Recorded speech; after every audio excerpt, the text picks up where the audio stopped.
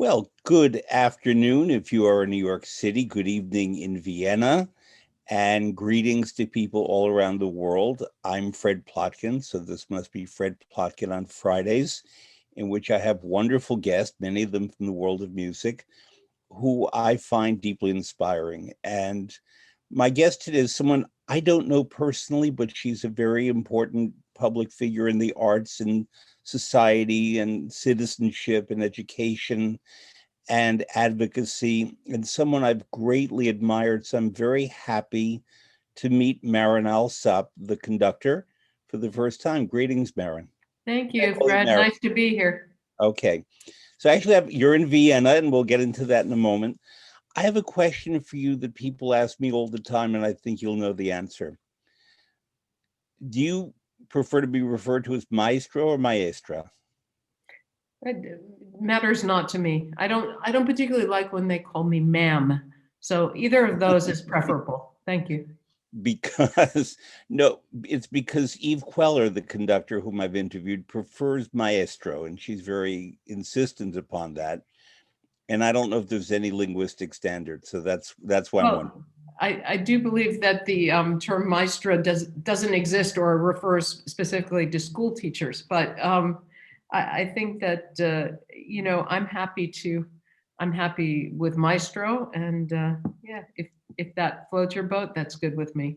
Okay, I asked that on behalf of many people who asked me to ask you that.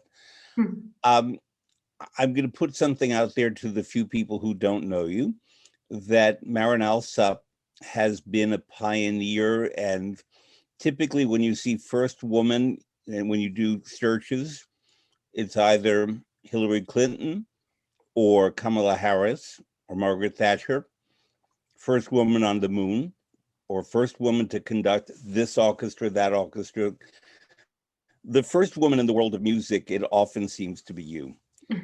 And you have opened many doors for many other women in the arts, but I would also say that you've opened the eyes of many men and many people everywhere about the fact that this is something that women do incredibly well, conducting, music making, and so on.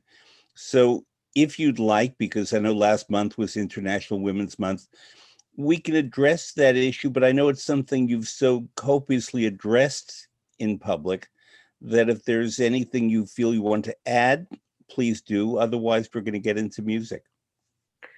Well, no, I'm happy to get into music, of course, because being the first as a result of something that really is part of biology seems like a ridiculous reason to be known as a trailblazer. But that said, I think it's been a wonderful privilege, really, to try to act on behalf of future generations of women in disciplines that are not typically inhabited by women. And I think we're at a real crossroads now in our cultural and societal history, when finally I think equality is on the table to discuss, whether it be gender equality, racial equality, or all kinds of inequality. And I feel that now's the moment not to let up on the gas pedal. We have to really keep our foot down and push forward so that we can get over this hurdle, this sort of man-made hurdle that doesn't need to exist. Oh, that was a good pun, I think. So I would say that while the topic itself is a bit fatigued for me, I think now is a good moment actually to focus on it a bit, especially with March, having been International Women's Day on March 8th. And, it's another opportunity for us to speak about the inequalities that still exist. So I have a question regarding March 8th. You're in Vienna. We both are from New York City, but I've spent a lot of my life living, studying, working in Italy, in opera houses and elsewhere. And on March 8th in Italy, it's a very important day, Il Giorno della Donna. And every man is expected to give mimosa flowers to women, not just his mother, his wife, his girlfriend, his partner, but women in general. And I remember often one year, I used to work at La Scala, and I had broken my leg badly in a rehearsal room. And I had a cast on and I couldn't get about. And a woman who was helping me, I asked her to go out and buy mimosas for me to distribute. And she wouldn't do it because she did not want to be the person buying. She felt that I should do the buying. So I had to call the florist and say that Graziella is coming and will collect 30 bunches of mimosa flowers that she will then distribute with my name on them, so that all the women who are important to me in my life and work and so on would receive their flowers. In Vienna, were they distributing mimosa flowers? Is that a thing? You know, I didn't experience that, and all I can say is I like Graziella. I think she sounds like the right kind of sort of woman. Anyway, yeah, you know, she's a as we say, person. Yeah. as we say, it's a shame that we have to have a day attributed to this, and maybe now we're finally on a trajectory to just eradicate inequality completely. Then we don't have to have special days assigned to everyone.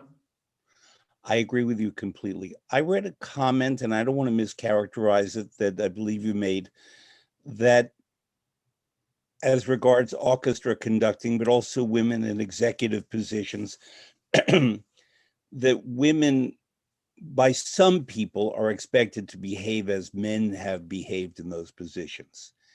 And in other words, to be the prototypes of the men doing the conducting, being the governor of the state, the president of a nation, the head of a corporation, the head of a church. I would always ask someone that I would hire, male or female or any other expression, to be their own individual self, and they'd be hired Yeah, for those qualities. I don't think that quote is attributable to me. I don't think Okay. that's something I would have said. I believe that authenticity is the driving factor, and you have to be yourself, not try to be imitative of anyone else, but be true to whoever you are. I mean, maybe the expectations, maybe I was speaking about people's expectations Yes. From us as leaders. And so it's just another layer that one has to wade through in order to be oneself. But I don't ascribe to that thought that women have to be imitative of men in order to be successful. Nor do I meant, in fact, expectation. Yeah, that right. the assumption happens. And that's often repeated in media, often where women journalists are compared to male journalists rather than being compared to the practice of journalism. Right, of course. Yeah. So I know that you created a program to teach, to encourage, to mentor women conductors. Would you talk about that? Sure. I mean, this was born out of a discussion that I had with my non-musical mentor, gentleman that helped me start my first orchestra and was head of the board and helped with all of the non-musical aspects. And his name is Tomio Taki. And when we finished, when it was clear that I didn't have enough time to continue with my orchestra any longer, the board decided they didn't want to continue. They just were going to close. And Mr. Taki said to me, well, it's great. Look at everything you've been able to do and achieve, but what about all the other women that will come after you? And that got me thinking a lot. You know, if I don't take some action to try to change the landscape, this was in 2002, who am I expecting to do it? You know, that I felt that Mr. Taki was challenging me to give back in a bigger way. And so I started the Marin Alsop Conducting Fellowship in 2002. And since then, we've had 24 recipients, and 18 are currently hold titles of music director, and they're all working in the field. They're all enormously successful. And probably the thing I'm most proud of is they're all really great citizens of the world. They give back to their communities. They trying to use music as a transformative vehicle in many ways. And during these very difficult COVID times, of course, 80–90% of all conductors' work was canceled during these times.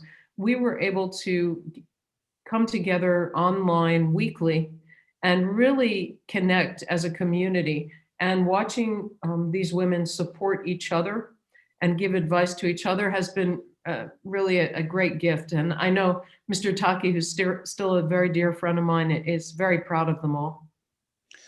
I recently sat in virtually on a session at Dallas Opera. Dallas Opera has a program for women conductors, I think more focused toward opera. Yes. And a question I'm going to get to you in about 10 minutes is about opera opera and classical music and issues therein. But I wanted to ask you a couple of other questions first. In my research, I discovered that you and I grew up basically in the same neighborhood. We were born 5 months apart. We've known many of the same people. We haven't met. And I discovered that your parents were both members of the New York City Ballet Orchestra. Your dad a violinist, your mother a cellist. And my question is, growing up with a lot of ballet music, I confess to having a slight problem being an opera guy primarily, but also classical music, in that I hear the rhythms of the choreography and the music of a lot of dance music. And I can't always separate it from it. The greatest dance music, of course, the Tchaikovsky, Prokofiev, stands on its own. But Delibes and certain other composers where you just really, really hear the beat, I can't listen very often to that music. Did you grow up first with a lot of ballet music in the house or chamber music? Well, I think first, my father was concertmaster of New York City Ballet, and my mother's a cellist there. And I think first, the first music I was exposed to was definitely chamber music. And that's really the reason I was born, because they needed a pianist. So that was the idea. But I hated the piano. So that I retired from piano when I was 6. But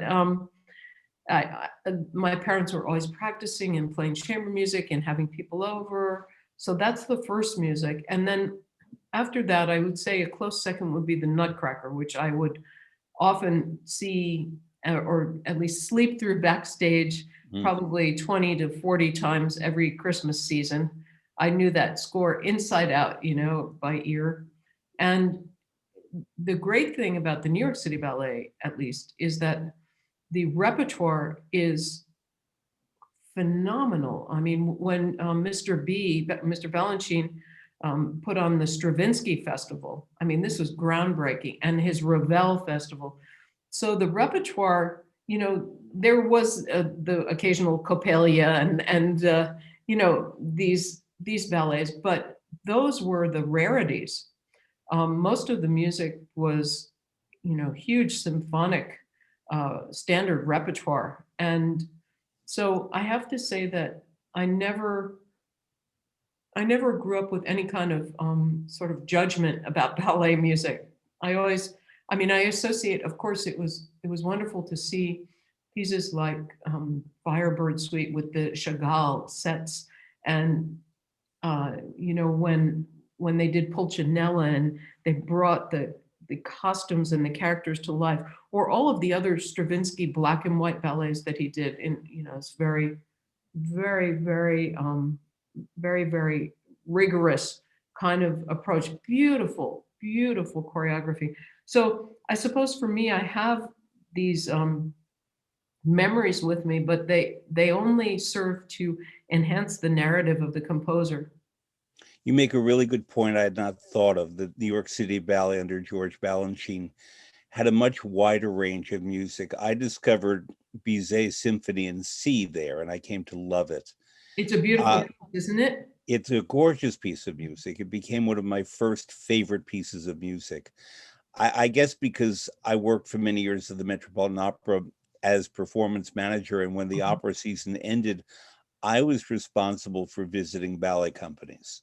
Oh, And we had wow. American Ballet Theater for often 9, 10, 11 weeks. And they would do the same programs often for 5 or 6 days in a row. And even the best music, even Prokofiev's Romeo and Juliet, if they're going to kill someone again, I can't hear it again for a while. And I had to separate from that. It's true. You, on the other hand, at New York City Ballet, heard a vast range of music because Mr. Balanchine was a real expert at music and how it may relate to dance. And Jerome Robbins playing Leonard Bernstein music. Yeah. Now I completely get it. Yep. That Exactly. answers that question. I want to ask you about one thing I discovered about your father, that he was a whistler. Would you say you're Whistler's daughter? That's right. I never thought of that joke. I'm definitely stealing that one. In what regard and degree was he a whistler? Well, I mean, he was such a super talented guy. He played a number of instruments, not just violin and viola, but he also played flute and sax, clarinet. And he had that sort of innate ability to pick up an instrument and be able to figure it out right away. And he had this incredibly annoying habit of whistling. He didn't really open his lips. So, it was like this covert secret FBI whistling, but it was so annoying to my mother and me. During Nutcracker season, it was theme and variations on Nutcracker. It was like, oh God, enough with the whistling. But then, as it turned out, he was doing a recording session, and on the break, he was of course whistling because it was an unconscious habit. And the contractor heard him whistling. He said, "Oh wow, you're amazing!" I mean, he could do Paganini caprices and stuff. It was incredible, and highly annoying though if you lived with him. And the contractor said, "Oh, I have a commercial next week. I need a whistler. Would you do it?" And it was the Irish Spring commercial. And so For my soap. dad, Soap. for soap, I think, and my dad made more money doing that one commercial than, I don't know, a whole year of work. So my mother and I had to sort of swallow our pride and let him whistle without interruption from then on. My father was a trombonist, and he whistled not the way your dad did, but he had a specific melody for each important person in his life. Oh, how cute. And if he wanted to attract that person's attention or dogs, he was a world-class lover and owner and friend to dogs. And each dog had its own special whistle that it would respond to. In my case, when he would whistle from Till Eulenspiegel's Merry Pranks by Strauss, I knew that was my whistle and that he was either thinking of me or trying to get my attention. And he was particular in that he was fine with the English language, but he was so much more fluent and conversant in music that was always his default expression, even whistling. And then you just reminded me of something else. Years ago in Greece, this is a rather unusual story, narrated Saint-Saëns' Carnival of the Animals. And the musicians of the local orchestra enjoyed hearing the Ogden Nash translation, and each one of them played the music relating to that. But we needed a whistler, I think it was for an owl or one of the birds. Okay. And the viola player said, "I can whistle." And she whistled beautifully. And the audience, we did it 4 times, would laugh so much that they would have to stop the performance and restart. And she would encore her whistles. Never mind the narration or the music, she would have to encore the whistles. Oh, wonderful. I mean, I think also because whistling is so unexpected and it's something that we all do, as kids. So everybody finds it, I think, I don't know, it brings everybody back to childhood in a way. The great Spanish soprano Montserrat Caballé began her singing career in Switzerland, and she learned yodeling in Switzerland, but also whistling, because she would go out in the meadows near Basel and sing out to nature, and the cows would come. And she discovered that the cowherds would have their own whistles, sounds to attract the cattle back to go walking up or down Oh, the mountain. wow. And Collier learned the whistling from the cowherds. And occasionally, as an encore for a concert, after yodeling, she would start whistling in Oh, that's performances. really interesting. Uh-huh. So it brings me to a question. I looked on the Adagio catalog, and you have recordings from 88 different composers. You are wonderfully well represented on Adagio, but I don't associate you with opera. Is that a mistake on my part? No, I don't do much opera. I haven't done much opera. I think one of the recordings I'm most proud of is my recording of John Adams's Nixon in Nixon China. in China, yeah.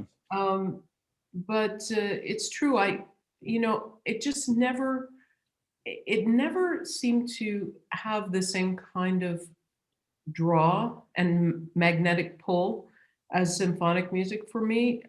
But that said, I have loved doing the operas that I've done, mostly in concert, of course, because my schedule is so busy that I couldn't really devote the rehearsal time needed. But I've really enjoyed the productions I've worked on. I think it's a fantastic way as a conductor also to stretch one's capacity in so many different ways. So never say never. You never know what's around the corner. And perhaps opera will be, part of the next chapter for me. Are there particular opera composers or works that you're drawn to? Well, I tend to like new things. I tend to like more contemporary opera. I mean, I'd love to do the Grand Macabre, the Ligeti. I mean, that to me is one of the seminal pieces. I love some of Tom Addy's operas are great. There's just so many that are fascinating and fantastic. I don't feel that the world is going to be starved for another Bohème, from me particularly. I don't know what I could bring to that, but to me, it's important to feel that I have a narrative and a perspective that will add to the volume of what's out there, rather than just add nothing to the pile. So in selecting such an opera, let's say by a living composer, would the story be as important as the music for you to be attracted to it? I think really it has to musically speak to me, number one. But I do think the narrative, in terms of text and story, has to be compelling, because this is what drives the plot line. So, and of course, I think opera is such a magnificent vehicle to look at our society, especially at this moment, which is, when we're really in the throes of, I think, a revolution of some kind, or certainly a reckoning of some kind. And I'm very curious to see what opera composers have written and what comes out of this period.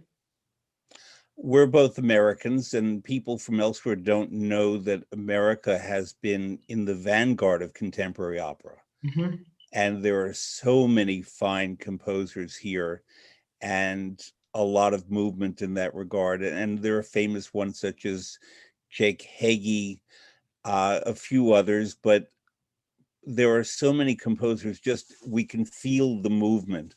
And there's someone named Beth Morrison, who's a I know maestro. that. Yeah, she is a wonderful inspirer and organizer and producer of new and contemporary opera.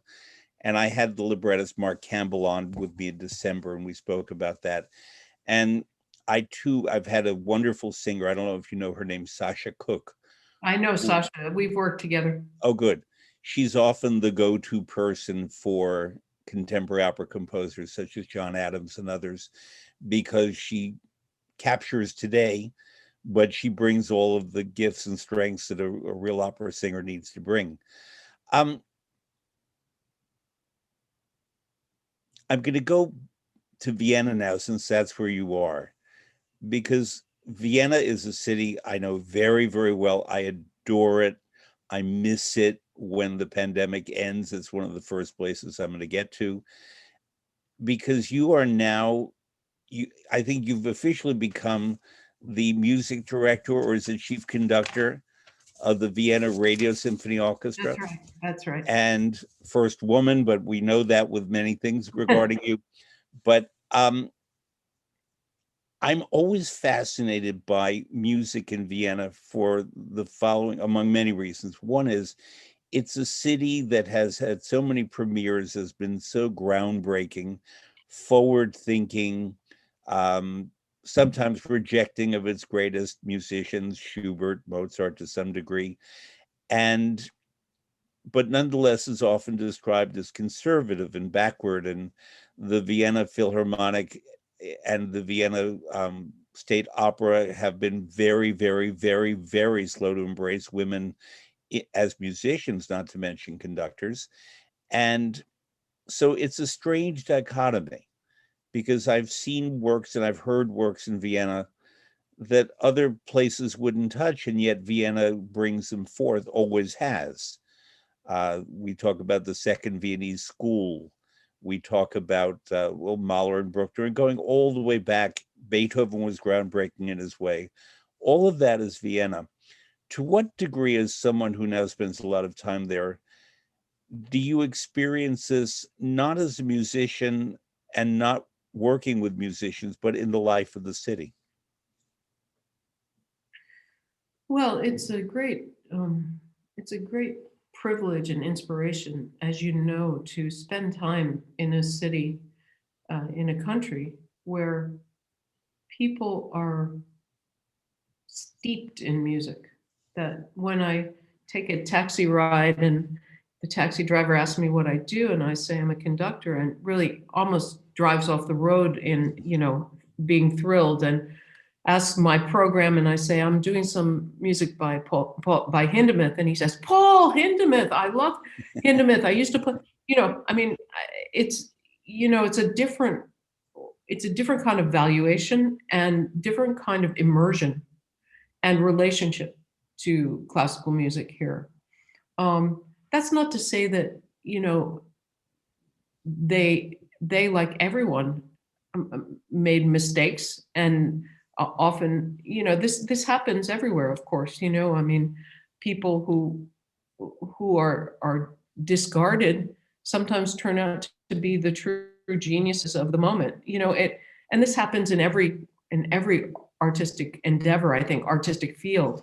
So I would say that, the thrill to me of conducting on the same stage that my mentor, Leonard Bernstein, conducted on when he revived the Mahler symphonies for the Viennese. That says something unto itself, right?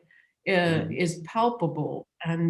Or to imagine that Beethoven's Ninth Symphony was, premiered 2 blocks from where I live at the Theater an der Wien. These are, it's in the DNA of the cobblestones, it's everywhere, that kind of, but that's not to say that people don't make, I don't know if it's wrong judgment calls, but, a judgment call is never an objective summation. It's always subjective, and it's always prone to events that they've experienced or that are going on at the time. And so it's very, very hard to know what's a mistake and what isn't a mistake. The thing that I really respect is that people have an opinion. They are not without opinions here. And for me, I like that a lot. And of course, with the Radio Symphony, I have the opportunity to play lots and lots of groundbreaking music, lots of contemporary music, lots of composers I really wasn't familiar with. And, there's still a big divide, as you know, with that ocean in between us.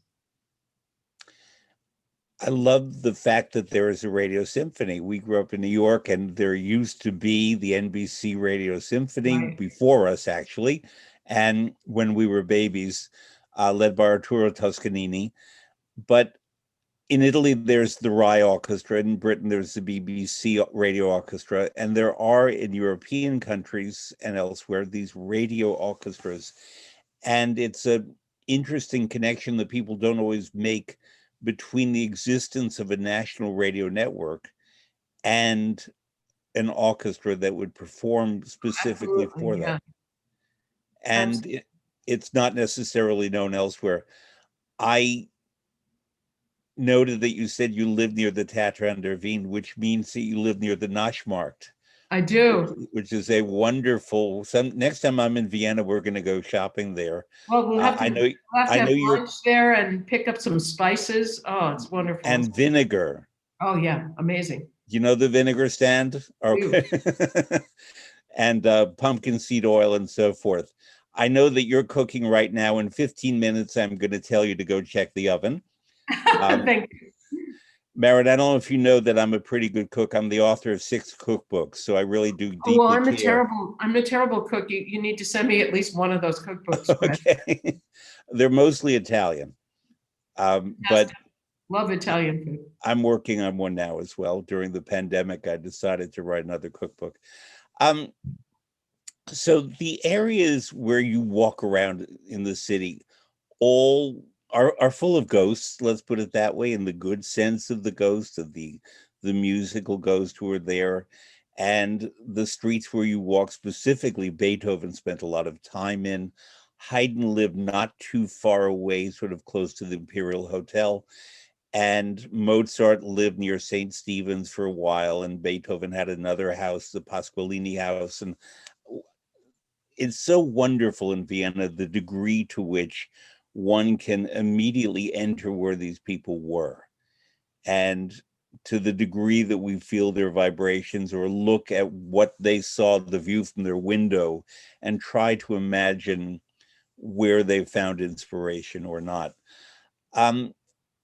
That to me feeds into the music making and feeds into the experience of hearing music. Vienna, for me, I do kind of know it underfoot. I know that you perform often at the Concerthaus, and I associate that also with the ice skating rink, which is a few doors down. Right. And when I see people skating there, even if they're not playing music, I hear waltz music in my ear. And that's a very particular Vienna phenomenon that music floods my ears. Do you have that experience in the city? Well, I do feel that I feel that music is woven into the fabric of everyday life, and it's not something separate. You know, so often in the United States, it's something off to the side instead of something integrated into our human experience. You know, we're all born hot wired for music. I mean, this is one of the great things about being a human being. Everybody can whistle a tune or sing a song or hear a tune and be reminded of memories and people and smells. And I think sometimes we don't value that inherent human ability nearly enough, and revel in it. It seems to sometimes separate us instead of bringing us together. You are and always have been very active in education, not just the education of other musicians, but of audiences and especially children. And I saw you a few years ago at Carnegie Hall. Carnegie Hall has a wonderful institute created by Clive Gillinson and his educational team. And I, in fact, wrote the program for your performances. We just didn't meet. But you strongly advocate for music education. And while I certainly agree, could you say why you strongly advocate for this? Well, I believe that every child is essentially born a genius. And then society just sucks that out of it, him, her, they, you know.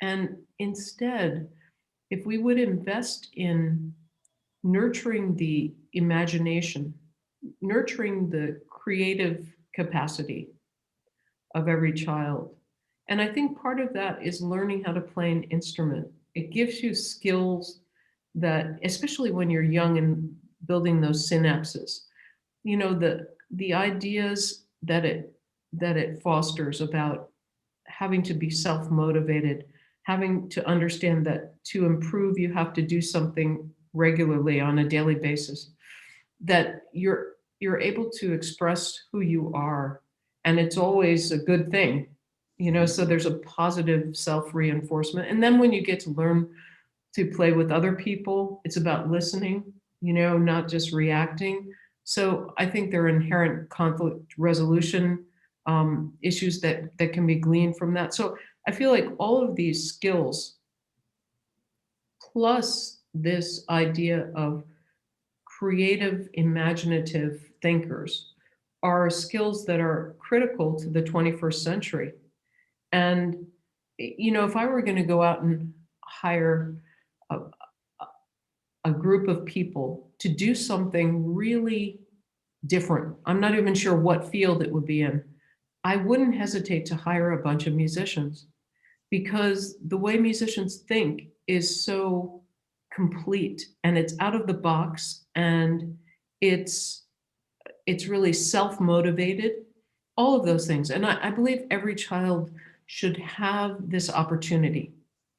So that's really what propels me in terms of music education. I wish we in the United States could start thinking of the arts, not just music, but theater and visual arts, as the fuel.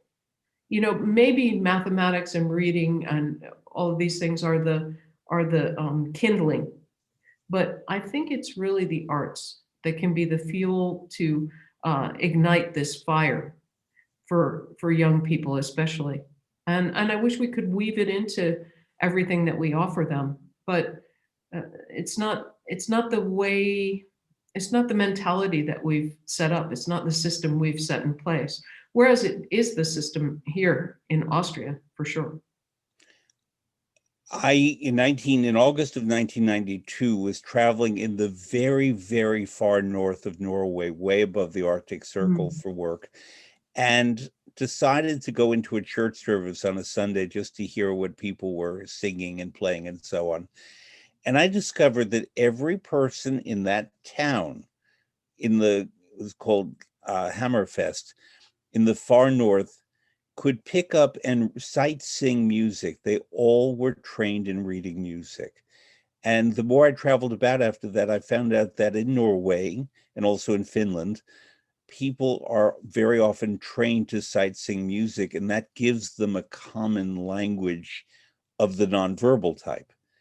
And isn't that a beautiful thing, huh? It was.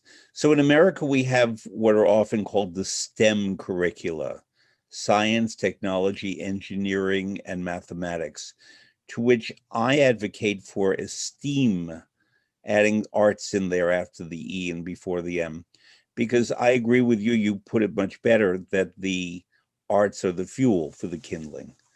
And I mean, if you're Whistler's daughter, you can have that from me, and I'm going to borrow the analogy from you about that. There we go. Before you look in the oven in 7 minutes, I wanted to ask you about someone who we both apparently knew very well and for a long time, Leonard Bernstein, who was sort of the Pied Piper for thousands, if not millions, of children who learned music, either in your case, in my case, directly from him, or many via television, radio recordings, and so on. I read that you heard him perform when you were 9 and you wanted to become a conductor. Do you recall what he was conducting? I don't recall the actual pieces of music. I was much more taken, I think, with his outfit and his talking to the audience and jumping around. That really was what his charisma overtook the musical components.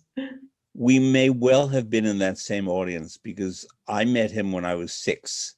Wow. And he came into my family in a particular way. And I was one of the children that he used as a focus group when he was planning his young people's concerts. and he would have us come and sit in rehearsals. It was then called Philharmonic Hall, then Avery Fisher Hall, now Geffen Hall. And he would see what worked and what didn't. And we would sit to his left, and he would conduct and then look over and talk to us and narrate what he was thinking of talking about regarding, I remember Brahms' symphony was one of the first things. And he saw what we responded to.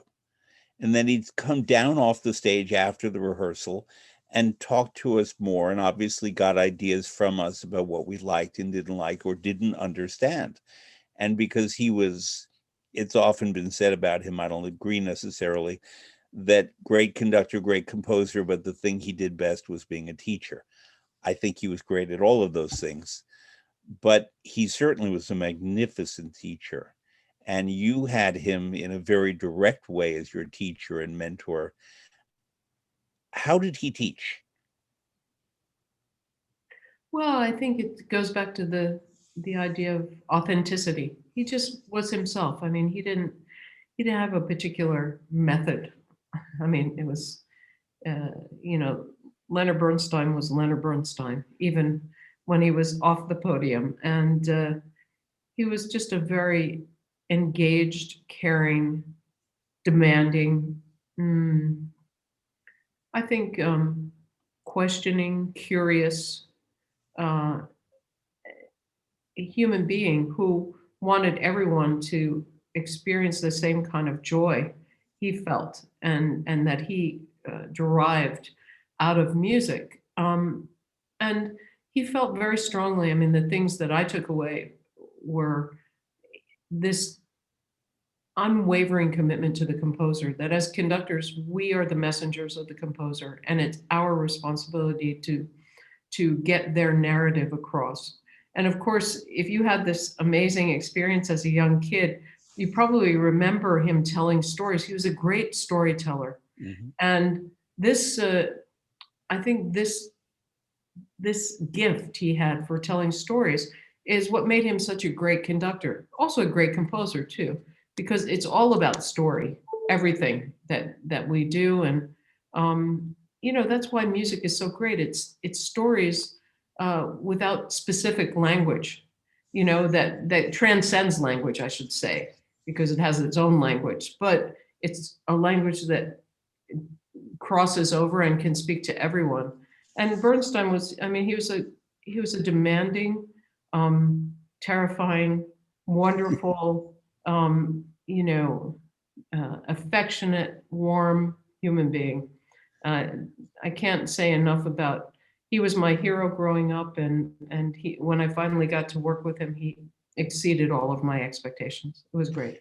And he was deeply engaged in politics, not as a politician, but as a public figure who understood that, for example, famously, after the death of John Kennedy, President Kennedy, Lenny, as we knew him, decided that he would have the New York Philharmonic play the Mahler Second Symphony, and it was performed, I believe, on November 27th, 28th, 29th of 1963, broadcast nationally on CBS at a time when networks still did something like that. And he let the music speak. And he famously wrote an editorial in the New York Times in which he declared himself very proud to be a liberal and defined what he felt liberal to be, and something I certainly share.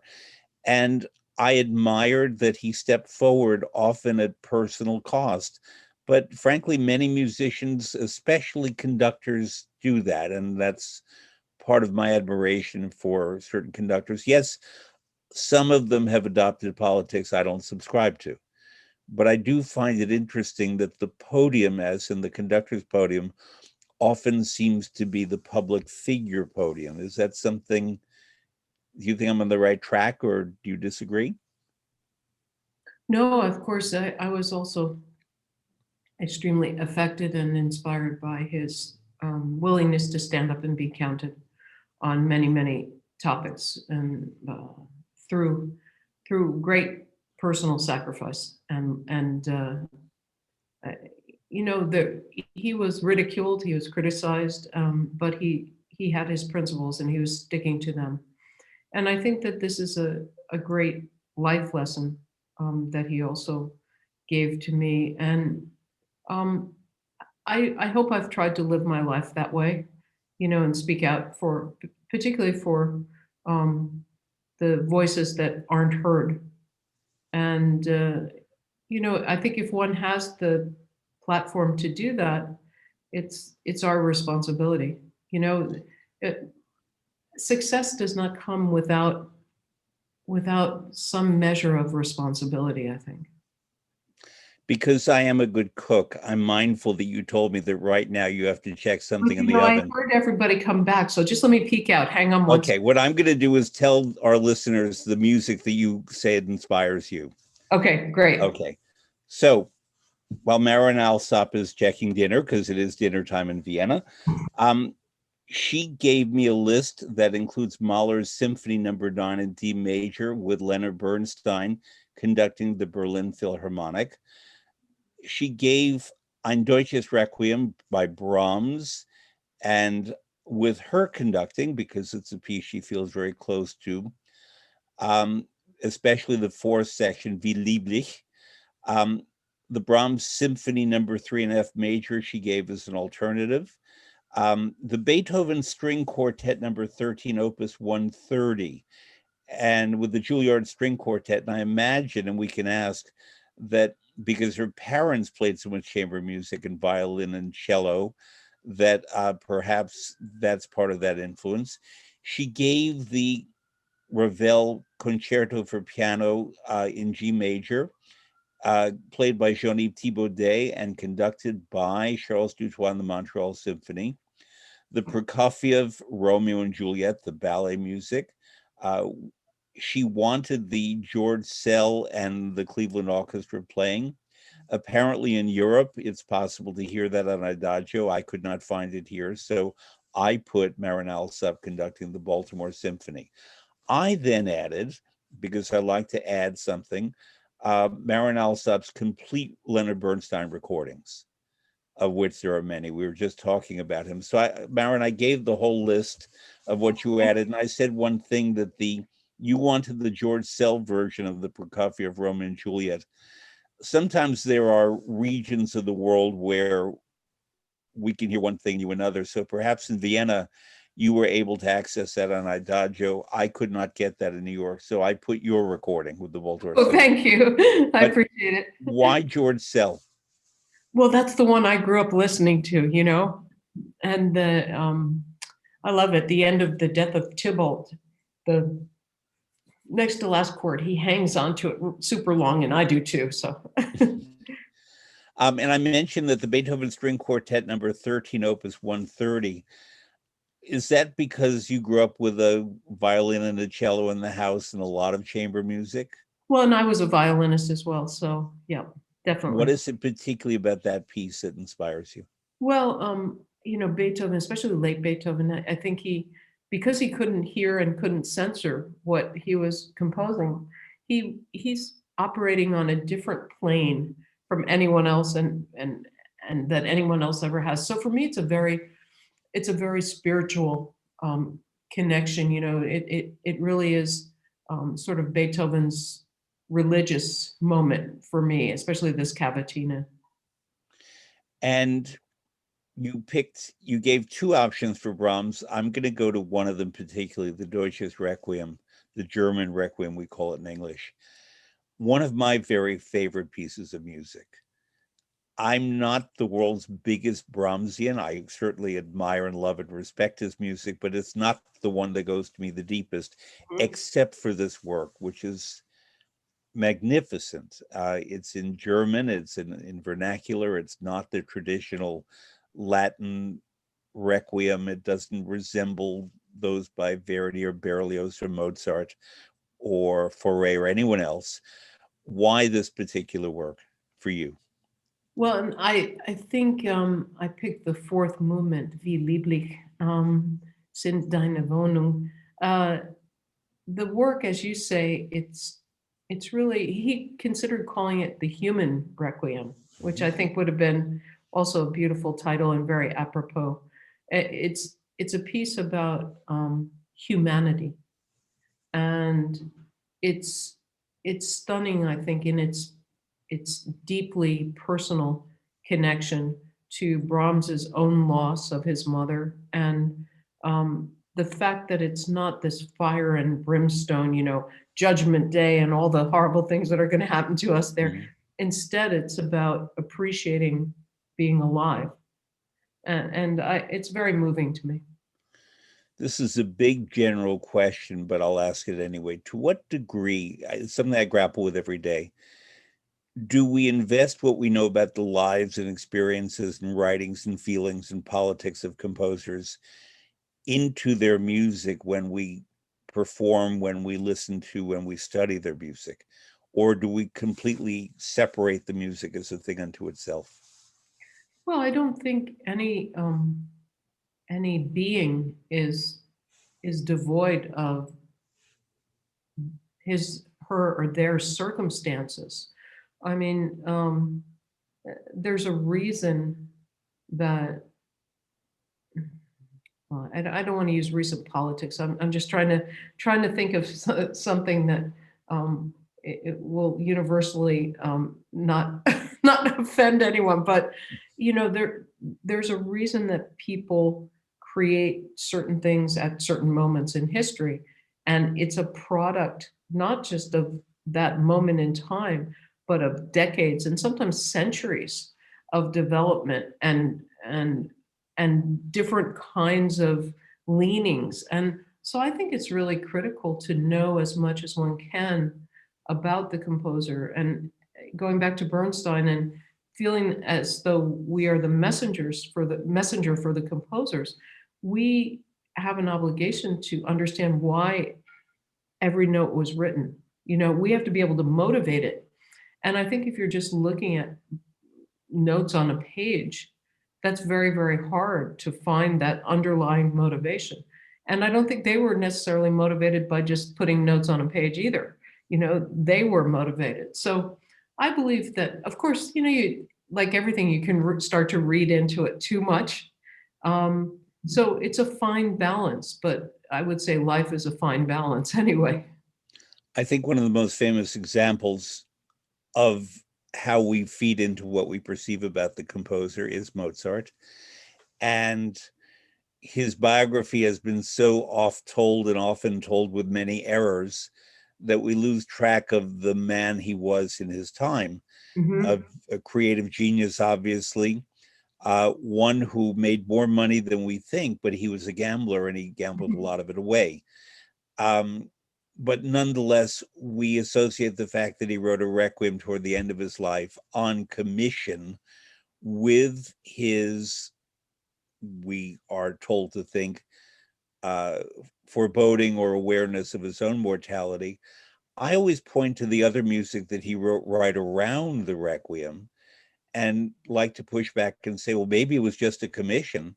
And some of that beautiful, joyous clarinet music he wrote at the same time, or La Clemenza di Tito, say all kinds of other things about Mozart that maybe we need to step back from the biography unless we're really going to tell his story completely. Well, I think with Mozart, it's a little tricky though, too, because we have, as part of our lifetimes, this incredible film, Amadeus, that also has influenced the way we look at Mozart. Even knowing that factually, things aren't quite accurate, I still was a huge fan and continue to be a huge fan of that film, because again, it's all about telling stories, and we as human beings love stories. So very specifically Mozart, I can listen to a lot of his orchestral chamber symphonic music. Let's leave aside the operas and the vocal music. And if I find or hear a story in some of the music, if something is called the Paris Symphony, the Prague Symphony, the Linz Symphony, it's not that he's necessarily describing those places. He's not Rick Steves. And therefore, maybe removing names, if we talk about Mahler Symphony No. 2, Resurrection, if we call it just the second Mahler Symphony, and then receive it as music. I wouldn't want that someone who comes to the Mahler Symphony, Second Symphony for the first time, be burdened with that, but just receive it as the music. And I would say that for much of Mozart and many other composers. Yeah, I mean, I think that that's, you know, I'm not sure that when I first heard the Jupiter Symphony, I really had any kind of association with it. I listened to it for the music. We have to remember also that all of these kinds of nicknames, if you can call them that, were often given by people, you know, posthumously, or by people that didn't really know anything about the piece, and or by the publisher in some way, or the brother who thought it should be this way. So I think it's important to get down to the real facts always, you know, not just go by the surface of what it is. And therefore, bringing it back to what you said, it's in the music, because I do know that our time is coming to a conclusion, and because you have dinner on, and I thank you for taking this time while you're making dinner. The one other piece that you gave among this wonderful list you gave is Mahler's Ninth Symphony, his last symphony, depending how we number his symphonies, conducted by Bernstein and the Berlin Philharmonic. I had the good fortune to hear him conduct all the Mahlers here in New York. And what people may not know is that there's a very strong New York, Vienna Mahler link, in that Mahler, after working for many years at the Vienna State Opera, conducted at the Metropolitan Opera quite a bit and the New York Philharmonic. Mm-hmm. And his scores are in the library of the New York Philharmonic, and often with his markings. And then there are Bernstein's scores of the Mahler symphonies with Lenny's markings. Mm-hmm. And it's in our DNA, Mahler, in a particular way as New Yorkers. Amsterdam to some degree, but really Vienna and New York in very distinct ways. In studying, just simple question. In studying Mahler with Bernstein, what did you learn? Well, I think that, you know, there's so much to say, but Bernstein had a real connection with Mahler. They were very, very similar people. They were men with huge conflict. You know, I mean, they were both composers and conductors. You know, public figures. Mahler was the same kind of rock star that Leonard Bernstein was, and I think they both struggled with the solitude and the isolation of composing, and how to come to terms with that.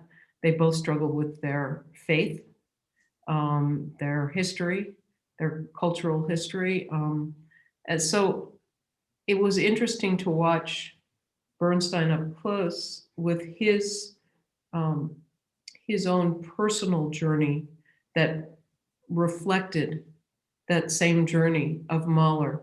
So I could see, I saw Mahler through Bernstein's eyes.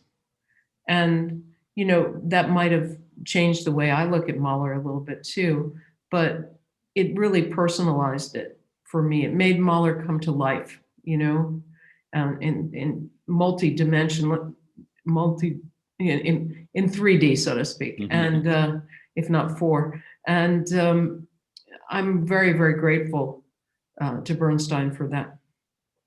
Because you live in Austria, I've spent a lot of time traveling around Austria, visiting places associated with musicians. And Bernstein actually told me to go to one of Mahler's composer huts on the Wörthersee in Carinthia. Yeah. Mm-hmm. I don't know if you've been to that composer I haven't been hut there, but of course I've seen photos of it. The remarkable thing that happened to me on my visit, it was a beautiful sunny day, but then there was this immense downpour.